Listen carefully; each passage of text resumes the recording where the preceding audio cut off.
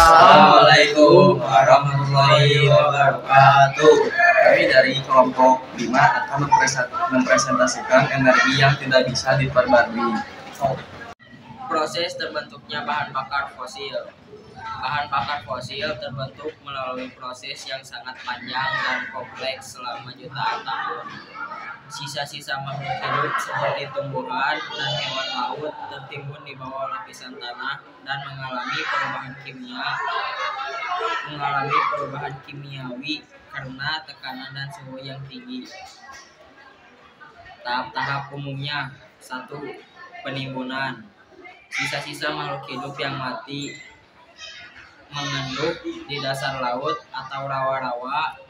Seiring waktu, lapisan sedimen, lumpur pasir terus menumpuk di atasnya. 2. Penguraian anaerob. Dalam kondisi tanpa oksigen anaerob, bakteri mengurai sisa-sisa organik ini menjadi senyawa hidrokarbon sederhana. 3. Pembentukan batuan sedimen. Lapisan sedimen yang tebal menekan lapisan di bawahnya, mengubahnya menjadi batuan sedimen. 4. Perubahan menjadi hidrokarbon. Di bawah suhu dan tekanan yang sangat tinggi, senyawa hidrokarbon sederhana berubah menjadi minyak mentah, gas alam. Yang keempat, perubahan menjadi hidrokarbon. Di bawah suhu dan tekanan yang sangat tinggi, senyawa hidrokarbon sederhana berubah menjadi minyak mentah, gas alam, atau batu bara. Contoh, minyak bumi terbentuk dari sisa-sisa plankton dan organisme laut lainnya yang tertimbun di dasar laut.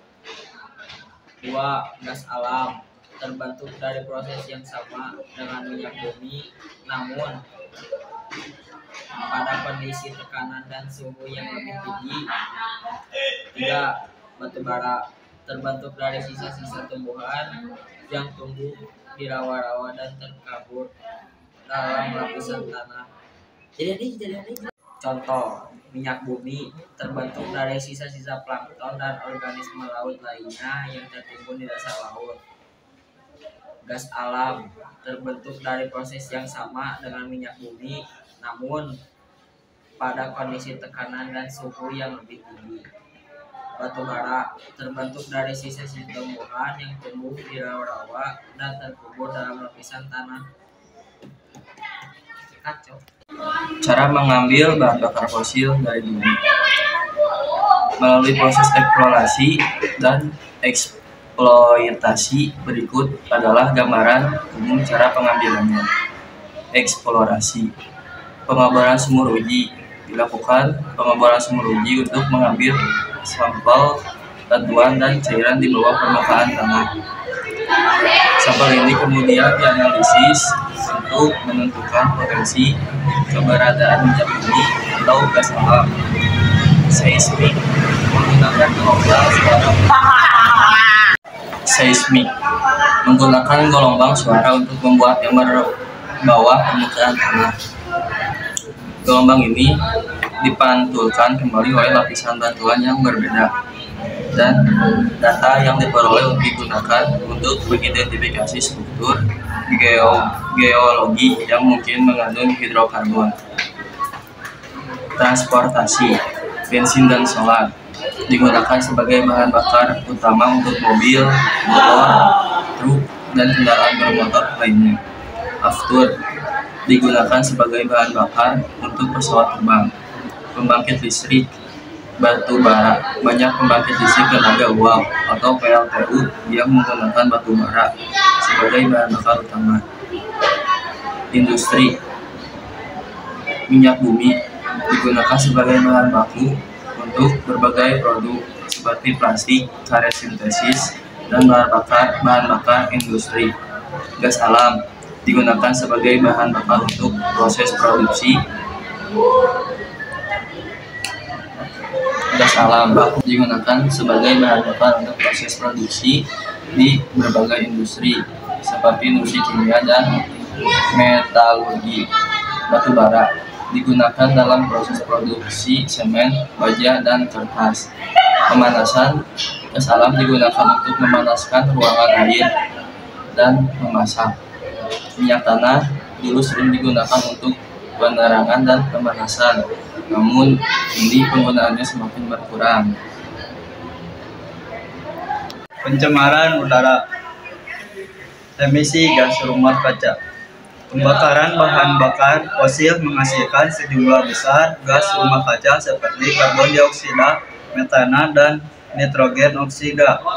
Gas-gas ini terperangkap di atmosfer dan menyebabkan efek rumah kaca yang berujung pada pemanasan global. Polusi partikulat. Pembakaran juga menghasilkan partikulat halus yang dapat menyebabkan masalah pernapasan dan penyakit jantung. Perubahan iklim meningkatkan suhu bumi.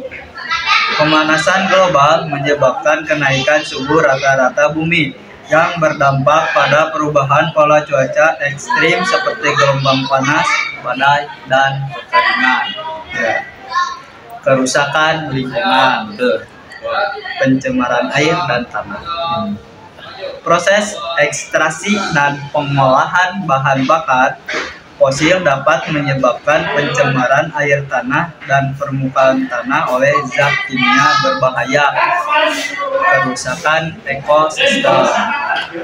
Kegiatan pertambangan dan pemboran minyak dapat merusak habitat alami dan mengancam keanekaragaman hayati. Ketergantungan energi. Fluktuasi harga. Harga bahan bakar fosil sangat fluktuatif dan dipengaruhi oleh beberapa faktor, termasuk politik global. Dan hal ini dapat menyebabkan ketidakseimbangan ekonomi.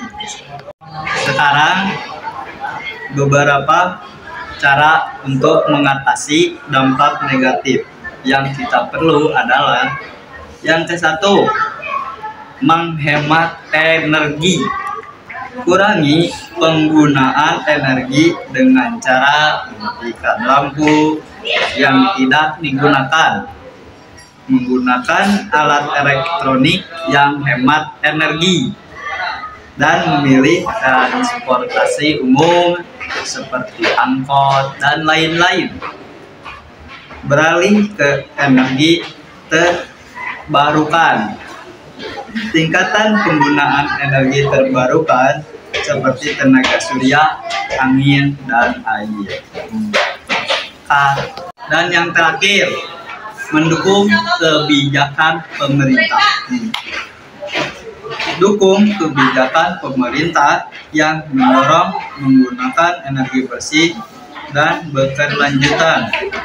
Dengan melakukan tindakan-tindakan di atas, kita dapat mengurangi dampak negatif. Sekian penjelasan dari kelompok kami. Mohon maaf apabila ada kekurangan, Karena kesempurnaan hanya milik Allah. Assalamualaikum warahmatullahi wabarakatuh.